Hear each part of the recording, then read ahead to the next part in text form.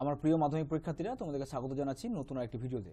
আজকে আমি তোমাদের এবিটিএ টেস্ট পেপারের ইতিহাস বিষয়ের 84 নম্বর পেজের যে প্রশ্নগুলো রয়েছে সেগুলো মানে বিশেষ করে এমসিকিউ এবং এসিকিউ এই প্রশ্নগুলো সলভ করে দিচ্ছি। ঠিক আছে, তোমরা সম্পূর্ণ ভিডিওটা দেখবে, একটু স্কিপ না করে। আচ্ছা, প্রথমেই দেখো একের এক। এখানে বলা হয়েছে যে ফিউডাল সোসাইটি গ্রন্থের লেখক ছিলেন। হ্যাঁ, সঠিক উত্তর হয়ে যাবে অপশন ঘ, মার্ক ব্লক। ঠিক আছে। 2, সুধীর কুমার মিত্র যুক্ত ছিলেন। সঠিক উত্তর হয়ে যাবে অপশন গ, স্থানীয় ইতিহাসের সঙ্গে। তোমরা অনেক জায়গায় দেখবে যে এটি মানে উত্তর রয়েছে সামরিক ইতিহাস, কিন্তু এটি সামরিক ইতিহাস হবে না, এটি সঠিক উত্তর হবে স্থানীয় ইতিহাস। ঠিক আছে। এরপর দেখো 3, কৃষ্ণদাস পাল হিন্দু প্যাট্রিয়ট পত্রিকার সম্পাদক হয়েছিলেন। সঠিক উত্তর হবে অপশন খ, 1862 খ্রিস্টাব্দে। তারপর দেখো 4, বিশপ কলেজ প্রতিষ্ঠিত হয়েছিল। সঠিক উত্তর হবে 1820 খ্রিস্টাব্দে। 5, এনকোয়ারার নামক পত্রিকাটি প্রকাশ করেছিলেন। সঠিক উত্তর অপশন ক, কৃষ্ণমোহন ব্যানার্জি। 6, সুইমুন্ডা যুক্ত ছিলেন। অপশন ক, কোল বিদ্রোহের সঙ্গে। 7, আসাননগরের নীল বিদ্রোহে নেতৃত্ব দিয়েছিলেন। সঠিক উত্তর হবে অপশন ঘ, মেঘাই সর্দার। এরপর দেখো 8, যিনি 1857 খ্রিস্টাব্দে সিপাহী বিদ্রোহকে জাতীয় বিদ্রোহ বলেননি। তোমাদের বইয়ে দেখবে এরকম ভাবে বলেননি রয়েছে, আসলে এই প্রশ্নটি ভুল। এই প্রশ্নটি সঠিক প্রশ্ন হবে যিনি 1857 খ্রিস্টাব্দে সিপাহী বিদ্রোহকে জাতীয় বিদ্রোহ বলেন। ঠিক আছে। আচ্ছা, এই ক্ষেত্রে তোমরা সঠিক উত্তর করবে ডিসরেলি। এরপর দেখো 9, ব্রিটিশ ইন্ডিয়ান অ্যাসোসিয়েশন গড়ে ওঠে। সঠিক উত্তর হবে অপশন গ, 1851 খ্রিস্টাব্দে। 10, ন্যাশনাল পেপার প্রকাশ করেন। সঠিক উত্তর হবে অপশন ক, নবগোপাল মিত্র। তোমরা সালটা মনে রাখবে, ন্যাশনাল পেপারের পেপার প্রকাশের সালটা 1867 খ্রিস্টাব্দে। এরপর দেখো 11, সন্দেশ পত্রিকার সম্পাদক ছিলেন। সঠিক উত্তর হয়ে যাবে এখানে অপশন ঘ, সুকুমার রায়। এবার 12, কলকাতা বিজ্ঞান কলেজ প্রতিষ্ঠিত হয়। সঠিক উত্তর এখানে হয়ে যাবে অপশন খ, 1914 খ্রিস্টাব্দে। 13, মোপালা বিদ্রোহে নেতৃত্ব দেননি। সঠিক উত্তর হবে এখানে মোহাম্মদ গাজীর। আর তোমরা এই প্রসঙ্গে মনে রাখবে যে মোপালা বিদ্রোহে নেতৃত্ব দেননি, মানে মোপালা বিদ্রোহ সংঘটিত হয়েছে 1921 খ্রিস্টাব্দে। ঠিক আছে। 14, র্যালে কমিশন গঠিত হয়েছিল। সঠিক উত্তর হবে 1902 খ্রিস্টাব্দ। তারপরে দেখো পরে কোশ্চেন 15, 1920 খ্রিস্টাব্দে সারা ভারত ট্রেড ইউনিয়ন কংগ্রেসের AITUCর সহ সভাপতি ছিলেন। সঠিক উত্তর এখানে হয়ে যাবে জোসেফ ব্যাপতিস্তা। তোমাদেরকে বলে রাখি, যদি পরীক্ষাতে থাকে যে 1920 খ্রিস্টাব্দে সারা ভারত ট্রেড ইউনিয়ন কংগ্রেসের সভাপতি কে ছিলেন, তখন তোমরা করবে লালা লাজপত রায়। কিন্তু প্রশ্নটি রয়েছে যে সহ সভাপতি কে ছিলেন, তাহলে সহ সভাপতি থাকলে তোমরা করবে জোসেফ ব্যাপতিস্তা। এরপর দেখো 16, জয়শ্রী নামে মাসিক পত্রিকার সম্পাদক ছিলেন। সঠিক উত্তর হয়ে যাবে লীলা রায়। আর এই প্রসঙ্গে মনে রাখবে যে জয়শ্রী নামক এই মাসিক পত্রিকাটি প্রকাশের কাজ শুরু হয় 1930 খ্রিস্টাব্দ থেকে। এরপর দেখো 18, বেঙ্গল নমশূদ্র অ্যাসোসিয়েশন গঠিত হয়েছিল। সঠিক উত্তর এখানে হয়ে যাবে অপশন খ, 1912 খ্রিস্টাব্দে।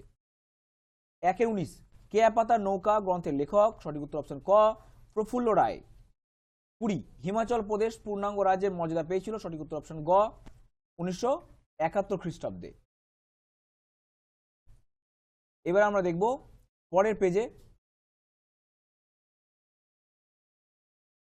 আচ্ছা, এই সঙ্গে আমরা দেখো প্রথমে আর রয়েছে 2 এর দাগের যে জওহরলাল নেহেরু তার মেয়ে ইন্দিরা গান্ধীকে যে চিঠিগুলি লিখেছিলেন তা কোন প্রেস থেকে পুস্তকারে প্রকাশিত হয়।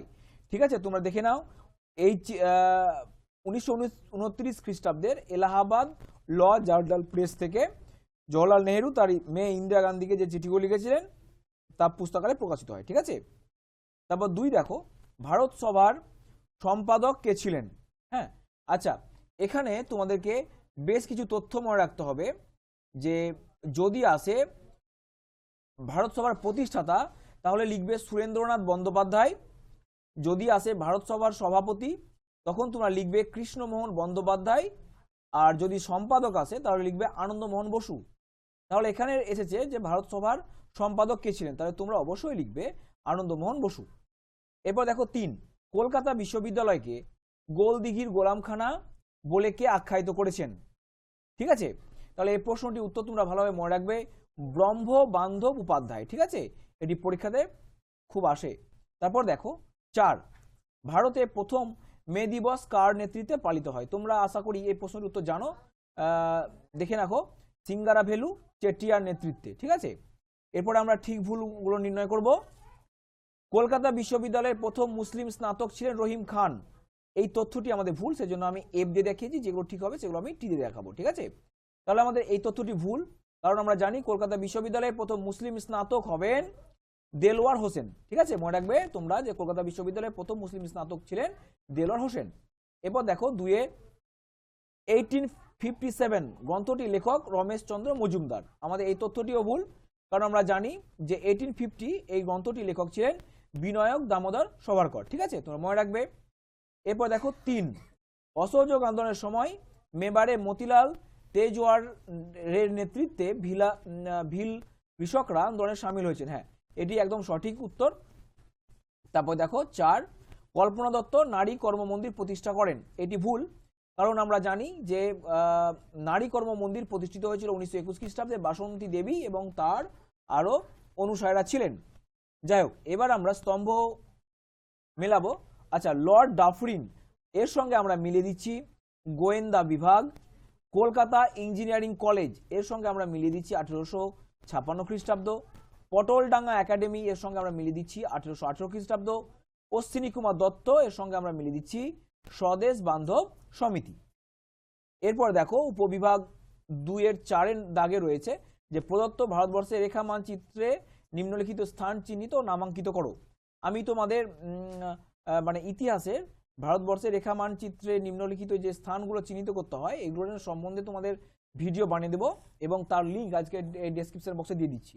আর শোনো, আমি তোমাদের এই চ্যানেলের মাধ্যমে বাংলা, ইংরেজি, ইতিহাস, ভূগোলে 4টি বিষয়ের এবিটি এর মানে যে প্রশ্ন যে এটা রয়েছে আর কি পত্রটা, সেই প্রশ্নপত্রের সমস্ত এমসিকিউ এবং এসিকিউ গুলো করে দেবো প্রত্যেকটা তোমার অধ্যায় ধরে ধরে। ঠিক আছে, তো তোমরা সেই জন্য অবশ্যই সাবস্ক্রাইব করে পাশে থাকবে। তারপর দেখে নাও উপবিভাগ 2 এর 5 নিম্নলিখিত বিবৃতিগুলির সঙ্গে সঠিক ব্যাখ্যা নির্বাচন করো। আচ্ছা, প্রথমে তোমরা দেখো বিবৃতিগুলো দেখে নাও যে শ্রীরামকৃষ্ণ দেব ছিলেন সর্বধর্ম সমন্বয়ের মূর্ত প্রতীক। আচ্ছা, ভালো কথা। ব্যাখ্যা 1 দেখো বলা হয়েছে তিনি সকল ধর্মের পৃথক আদর্শের কথা তুলে ধরেছিলেন এখানে। হ্যাঁ, এটা হতে পারে, তাই না? তারপর দেখো ব্যাখ্যা 2 সকল ধর্মের প্রধান প্রধান সমস্যার কথা তুলে ধরেন। তারপরে দেখো ব্যাখ্যা 3 তিনি মনে করতেন বাহ্যিক প্রভেদ সত্ত্বেও সকল ধর্মের মূলগত ঐক্য বর্তমান। এটি হবে সঠিক, অর্থাৎ ব্যাখ্যা 3 হচ্ছে এই বিবৃতির সঠিক অ্যান্সার। এবার দেখো 2 এর 5 2 ঊনবিংশ শতাব্দীর দ্বিতীয়ার্ধে বাংলায় নীল চাষ বন্ধ হয়ে যায়। হ্যাঁ, আচ্ছা, এটার সঠিক উত্তর হয়ে আছে ব্যাখ্যা 3 ইউরোপে কৃত্রিম নীল আবিষ্কৃত হলে উৎপাদন অপ্রয়োজনীয় হয়ে পড়ে। তারপর দেখো 2 এর 5 এর 3 বিবৃতি দেখো বঙ্গভঙ্গ বিরোধী আন্দোলনে বাংলার কৃষকরা যোগদান করেনি। এর সঠিক উত্তর হয়ে যাবে ব্যাখ্যা 2 আন্দোলনের নেতৃবৃন্দ কৃষক স্বার্থে উদাসীন ছিলেন সেই জন্য। ঠিক আছে, তো পরবর্তী দিনে ভিডিও পেতে অবশ্যই তোমরা পাশে থাকবে। তো চলো শেষ করে আজকের এই ভিডিওটি।